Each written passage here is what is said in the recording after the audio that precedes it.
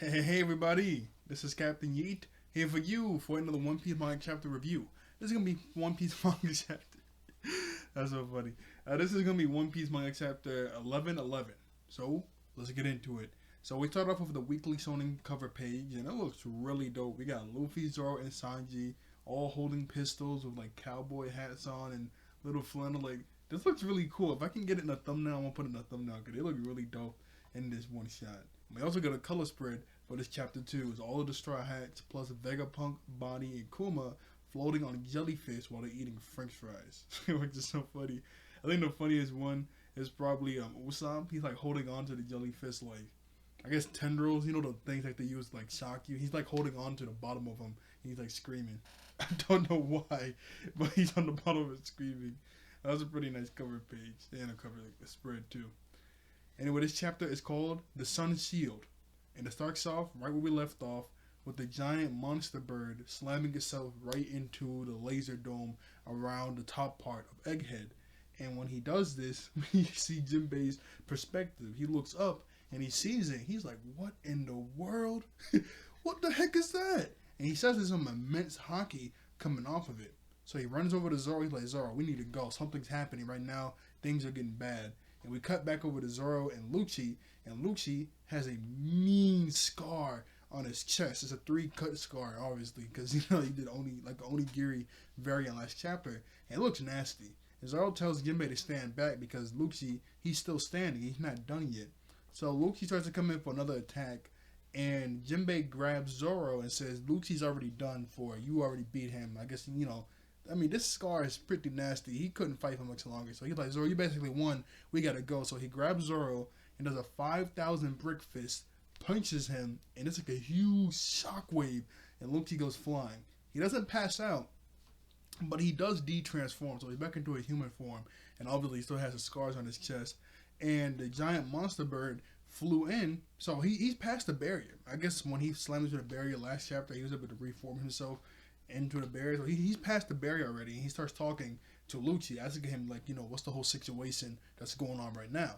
And it's so funny because Lucci, at first he's like, obviously he's really shocked about what he's seeing, and then he just tells him everything. And I'm not gonna front, I kind of forget who the monster bird is. I remember the young one was the worm, the boar was the big mustache. Obviously Saturn is Saturn, the spider one, the spider one that we've been seeing. The skeleton horse is Gandhi.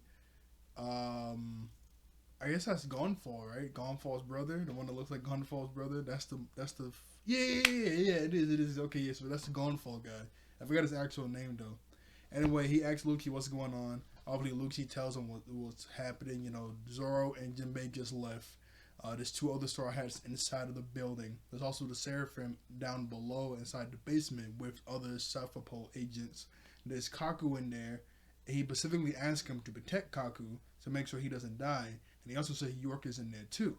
And when he flies off thanking Lucci for all the information that he gave him, he goes, I will try. Well, actually no, he says I'm not. He says Lucci specifically says, "Can you try to spare Kaku? Because that's my partner." And he goes, let me read it specifically. He goes, "That might not be possible. It is hard to kill. It's hard to single out a lone insect when you're exterminating the hive." That was kind of nasty. That was kind of a nasty line from him. That was kind of cool. And then we come back over to Luffy, Dory, and Bragi. So when we come back over to them, obviously Dory and Bragi cut the head off of the young one, so he's starting to reform. While he's reforming, Top Hat, the boar, and Saturn, they're both thinking to themselves like, "Whoa, giants are here. Where did they come from? Like this is really unexpected. This is really kind of weird." And Dory and Bragi and Luffy are talking to each other. Dory and Bragi ask Luffy like, "Hey, how did you know?" And, obviously they're like really happy. It's been 2 years. They say, "Hey, how did you know what Sun God Nika looked like?" Luffy's like, "What are you talking about?" He was like, "Your parents, she barely recognized you, but it's like a legend of a god of Elbaf, and you look basically just like him." Obviously, Luffy has no idea what they're talking about, but Dory and Bragi are like, "Well, we can talk about it later. We just gotta hurry up and go." And we get a little mini map of what's going on. So on the side of the my camera zoomed in. On the side of the island, we got Luffy's group with Luffy, Dory, and Bragi in front of Saturn and the boar. on the side of the Egghead. Like if Egghead's in the middle, on the right side, that's their group. On the right side also, but a little further ahead of Luffy's group, is Sanji and Vegapunk. Even further ahead of them is Frankie, Bonnie, Kuma, and Atlas, and the other giants were running over to the Elbaf ship. And then up top, we get, Nami's group with Usopp, Nami, Brook, Lilith, and, well, I guess, Robin too. And that's up top with, in the side Labo phase, with, I think Zoro and Jinbei too. They're all up there. So, Dory grabs a horn and blows into it, and all the other giants hear it. And they go, oh, okay, that's the signal Captain gave us to go ahead and head out. That means they found Luffy, so come on, everybody get on the boat. We're gonna leave real soon. Let's go. And obviously, the Gorosei aren't dumb. As soon as they hear it, they go, oh, that's a signal to them. They must be doing something. They can't get away. So the boar, he does something really cool. He does a really cool move here. So this is what he does. When he hears that, they put two and two together, like, oh, he's blowing a horn. That means he's signaling other people. He goes, they're signaling a retreat. That won't do. Allow me to blow a horn of my own. And Luffy's like, what is he talking about? I can't let you escape. And he does a huge roar. But when he does the roar, not just like a normal roar, Luffy specifically says it had Conqueror's Haki inside of it. And the whole island feels the roar. Like, everybody's getting blown back. Like, whoa, like, what's happening? Like, that roar is that huge. It was really funny. Because Luffy, he's in his Gear 5 form. So when the wind pressure and the Conqueror's Haki hit Luffy, we see Luffy's eyes, his mouth, his nose, his shoes, his arms all fly back. So he's like, ah, and his eyes are not, like, they're flying back because all the pressure. And Dory and Broggy, you're looking at him like, what is happening? Like, they just see him, like, flying away. And they catch him. And they're like, whoa, Straw Hat, you okay? Who are those guys? They're like, I don't know. There's some, like, marine old geezers, but they're pretty strong. And the boar jumps up, does a flip, and tries to stab Luffy. And his horns that he has turns into blades.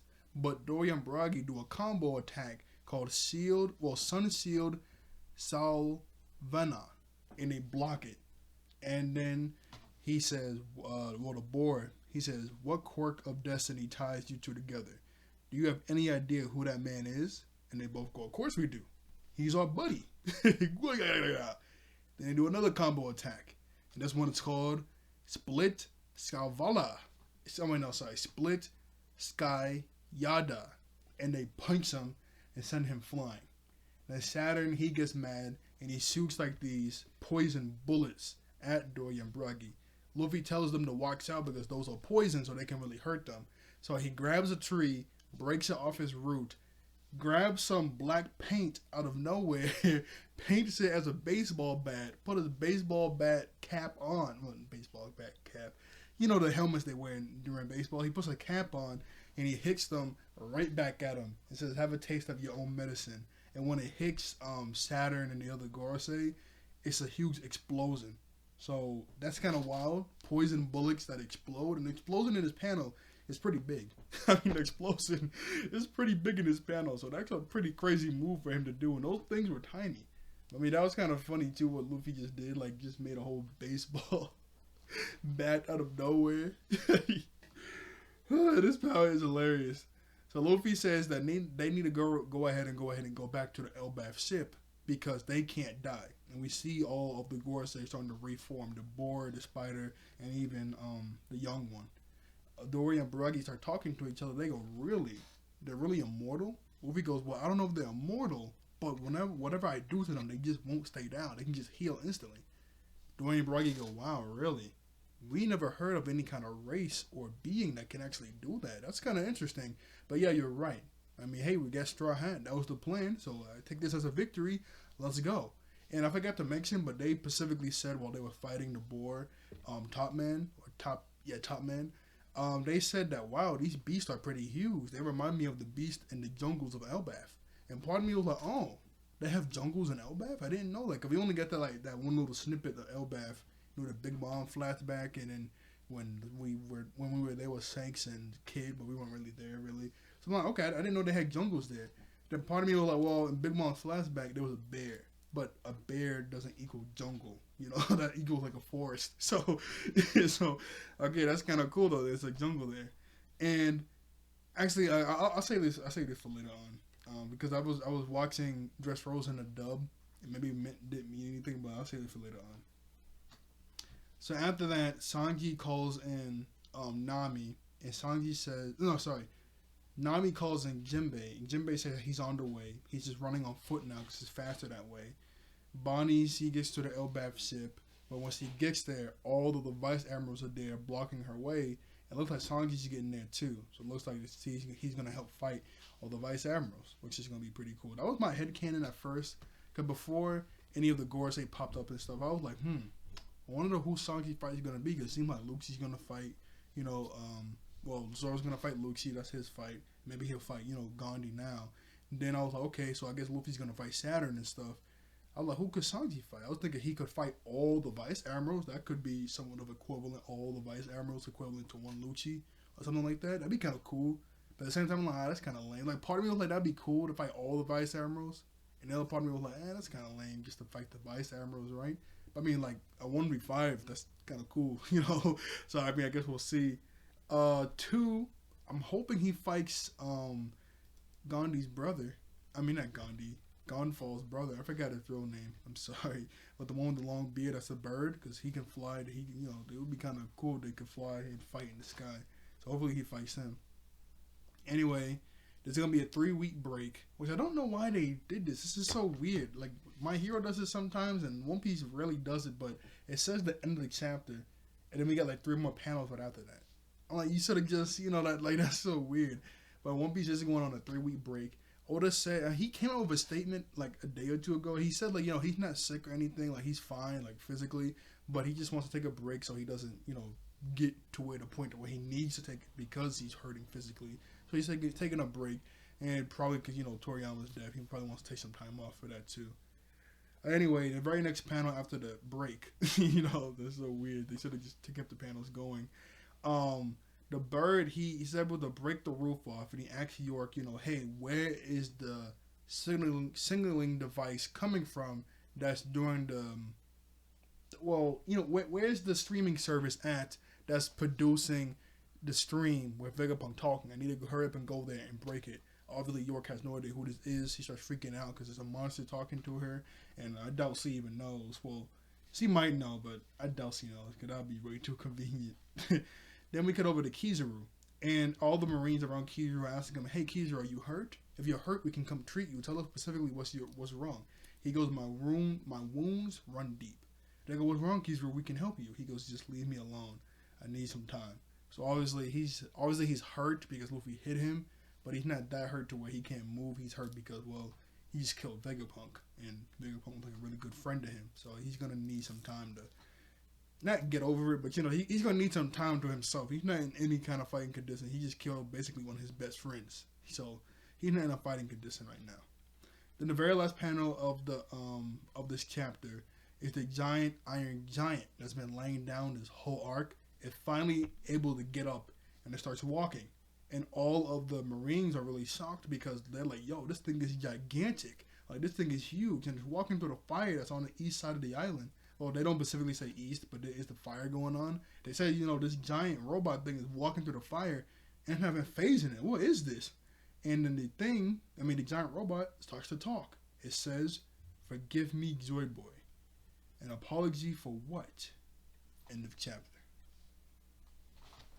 So this thing can talk. That's interesting. That's number 1. Number 2, I guess there's nothing else to really talk about here. Oh, the thing with I remember when Haruden popped up in the dub, he was like, I can get the flame fruit so I can become King of Elbaf. I'm like, isn't King of Elbaf Loki? Or whoever Loki's father is? Well, Loki, right? I'm like, why, I guess it's like I guess Loki and them are pretty bad there, but Dorian Broggy never said nothing about that. I don't know, that made me think. Anyway, what Joy Boy had to apologize for not keeping his promise, and so now this robot had a promise to Joy Boy. What could his promise be? He was climbing the red line all those years ago for some reason. We don't know the specific reason or what he was specifically trying to do, but he was trying to do something, so we don't really know just yet. I guess we'll find out in 3 weeks. So I guess we'll see that. Number 2, it was kind of cool that he can just change his horns into, I guess not anything he wants to, but he can change his horns into blades, the boar. That's kind of cool. And he can also do like a monster roar that shakes the whole island. That's pretty dope. I mean, that's pretty dope. And especially Saturn with these tiny poison bomb bullets. That's dope. I didn't know that he could do that. I love Dory and Broggy doing these combo attacks together to fight them off. But they're not going to fight them all out right now because, like Luffy said, they just need to go hurry up and go because no matter what they do, they can heal. So there's really no point trying to fight them because we're just going to get worn out and eventually they're going to kill us. So yeah. And that really had me thinking when Luffy said these guys can't die. Obviously, Luffy doesn't kill people, but it just made it seem like, he was trying to kill, but he can't kill. You get what I'm saying? But, Luffy doesn't kill people. But the fact that he said it, like, hey, these guys can't die, so there's no point. Let's just go. I'm like, you don't kill, so why does it even matter?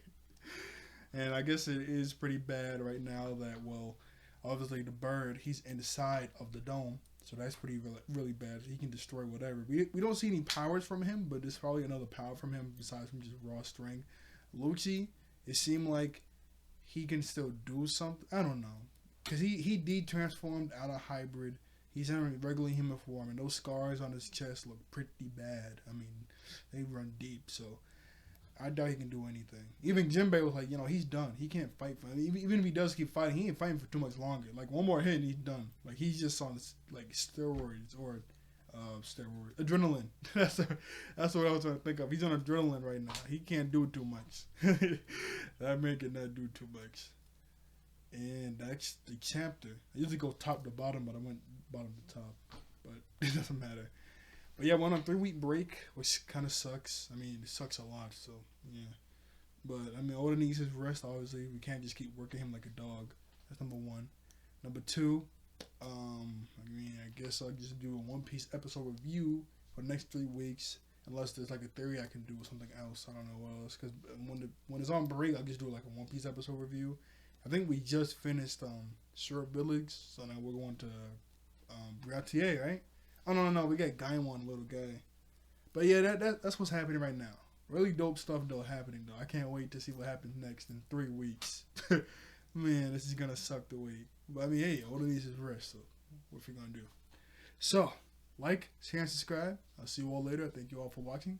I thank you all there for being wonderful human beings, and I'll see you guys next time. Bye-bye. All right.